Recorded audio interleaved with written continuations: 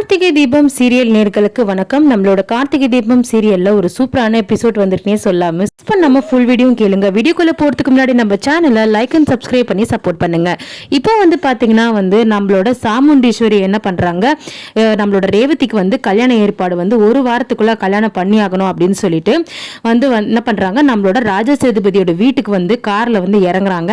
இறங்கிட்டு பாத்தீங்கன்னா எதுக்கு அப்படின்னு சொல்லிட்டு எதிர்பார்த்துட்டு இருக்கும் போது நம்மளோட சாமுண்டீஸ்வரி என்ன பண்றாங்க, ராஜா சேதுபதி வீட்டுக்கு என்னோட பொண்ணுக்கு கல்யாணம், குலதெய்வம் கோயிலுக்கு தான் நான் முதல் பத்திரிக்கை வைக்கணும், அதனாலதான் நான் வந்திருக்கேன், அப்படியே உங்களுக்கும் பத்திரிக்கை வச்சுட்டு போலான்னு சொல்லிட்டு வந்தேன் அப்படின்ற மாதிரி தெனாவட்டா பேசிட்டு இருக்காங்க. அப்போ பாத்தீங்கன்னா நம்மளோட கார்த்தி ஆமா ஆமா மாப்பிள்ளை வீட்டுக்கு முதல் பத்திரிக்கை வைக்கணும்ல அப்படின்னு சொல்லும் போது, எனது மாப்பிள்ளையா என்ன உளர்ற அப்படின்னு சொல்லிட்டு கார்த்தி கேட்கறாங்க.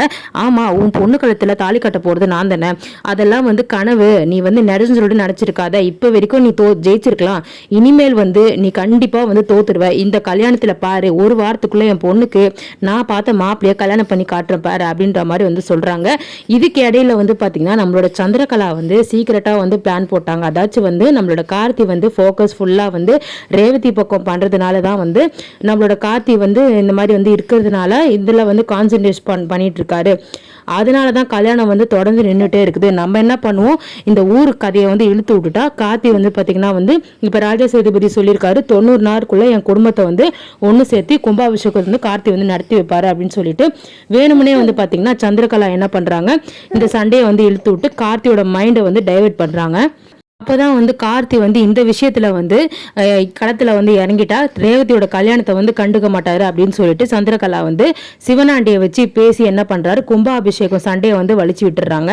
இப்ப கார்த்தி 90 நாளுக்குள்ள இந்த எல்லா குடும்பத்தையும், அதாவது சாமுண்டீஸ்வரி குடும்பத்தையும் எல்லாத்தையுமே சேர்த்து அவங்க அதாச்சும் நம்மளோட ராஜராஜன் இருப்பாரு அவங்க மாமனை கூட்டிட்டு கும்பாபிஷேகம் நடத்துவாங்க அப்படின்னு சொல்லிட்டு நம்மளோட ராஜராஜன் இந்த விஷயம் எல்லாம் அவருக்கு தெரியாது, இனிமேல் தான் தெரியப்படுத்த போறாங்க. ராஜா சேதுபதி எல்லா ஊர் மக்கள் முன்னாடியே சவால் விட்டுட்டாரு. அப்படி இதெல்லாம் நடக்காம போச்சுன்னா நான் என்னோட உயிரை மாச்சிப்பேன் இதோட கோயில் முன்னாடின்னு சொல்லிட்டு சவால் விட்டுருக்காரு.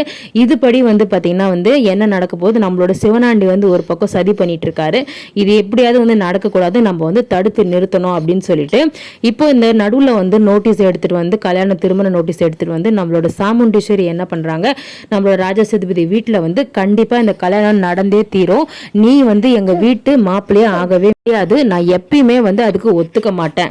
ராஜா சேதுபதிக்கு என்ன பண்றதே தெரியல.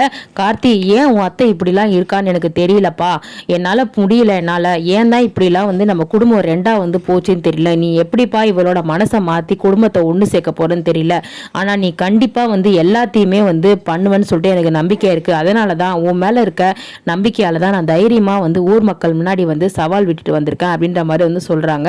அப்போ நம்மளோட பாட்டி சொல்றாங்க, ஆமா கார்த்தி, எப்பயுமே உன் மேல எங்களுக்கு அசைக்க முடியாத நம்பிக்கை இருக்கு, கண்டிப்பா நீ குடும்பத்தை ஒண்ணு சேர்ப்ப, இந்த கல்யாணத்தை நிறுத்தி உங்க அத்தையோட மனசை நீதான் மாத்தணும் அப்படின்ற மாதிரி கார்த்திகிட்ட சொல்லிட்டு இருக்காங்க. கடைசியில என்ன சொல்றாங்கன்னா, அந்த தெய்வம் உனக்கு துணை இருக்கும், நீ கவலையே படாத, நான் இனிமேலு ரேவதி உன்னோட பொண்டாட்டி அப்படின்றத மறந்துடு, அது ஒரு கெட்ட கனவா நான் நினைச்சு நானுமே மறக்க பாக்குறேன், ரேவதியோட மனசை மாத்தி அவளை கல்யாணம் பண்ணிக்கலாம்னு மட்டும் கணக்கு போடாத அப்படின்ற மாதிரி சாமுண்டீஸ்வரி கோவமா என்ன பண்றாங்க, பத்திரிக்கை வெடிச்சு இந்த நேரத்துல போயிட்டு நம்ம ரேவதிக்கு ஒரு வாரத்துக்குள்ள நான் கல்யாணம் பண்ணி தீர்வேன்னு சொல்லிட்டு சவால் விட்டுட்டு கிளம்பிட்டாங்க.